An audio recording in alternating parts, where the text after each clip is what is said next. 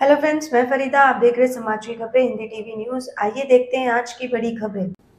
आज एक बार फिर भारतीय जनता पार्टी ने अपनी तानाशाही का सबूत देश के सामने रख दिया है। आज एक बार फिर भारतीय जनता पार्टी और प्रधानमंत्री नरेंद्र मोदी जी को जो अरविंद केजरीवाल जी से और आम आदमी पार्टी से डर लगता है, उसका सबूत उन्होंने देश के सामने रख दिया। सबसे पहले भारतीय जनता पार्टी शासित केंद्र सरकार ने एक फर्जी मुकदमे में दिल्ली के मुख्यमंत्री अरविंद केजरीवाल जी को लोकसभा चुनाव की घोषणा के बाद गिरफ्तार कर लिया।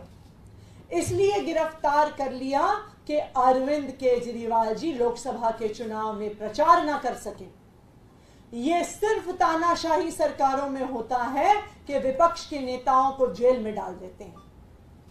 तानाशाही सरकारों में यह भी दूसरा लक्षण होता है कि विपक्षी पार्टियों को प्रचार करने से रोका जाता है। और आज यही हुआ है। भारतीय जनता पार्टी के एक और राजनीतिक हथियार इलेक्शन कमीशन ऑफ इंडिया ने अपने इस पत्र के माध्यम से आम आदमी पार्टी के कैंपेन सॉन्ग पर रोक लगा दी है। यह भारत के इतिहास में पहली बार हुआ होगा कि किसी पार्टी के कैंपेन सॉन्ग पर इलेक्शन कमीशन ऑफ इंडिया ने रोक लगाई होगी। वो इलेक्शन कमीशन ऑफ इंडिया जिसको भारतीय जनता पार्टी कि जो रोज आचार संहिता की धज्जियां उड़ाई जाती हैं उनके द्वारा वो नहीं दिखती हैं, लेकिन आम आदमी पार्टी के नेता सांस तक ले लेते हैं तो उनको ऐसे नोटिस आ जाते हैं। जब भारतीय जनता पार्टी ईडी और सीबीआई का प्रयोग करके आचार संहिता के दौरान विपक्ष के नेताओं को जेल में डालती है, उस पर इलेक्शन कमीशन ऑफ इंडिया को कोई आपत्ति नहीं है। लेकिन जब आम आदमी पार्टी उसको गाने में लिख देती है, उस पर इलेक्शन कमीशन ऑफ इंडिया को बहुत आपत्ति है। वो कहते हैं कि जेल का जवाब वोट से देंगे। ये रूलिंग पार्टी को और एजेंसीज को बहुत पुअर लाइट में दिखाता है।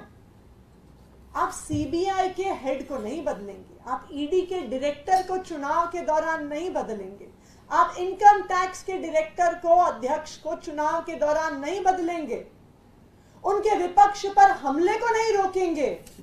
लेकिन अगर कोई प्रचार में कह दे कि झूठी गिरफ्तारियां हो रही हैं, तो ईसीआई को उससे ऑब्जेक्शन है।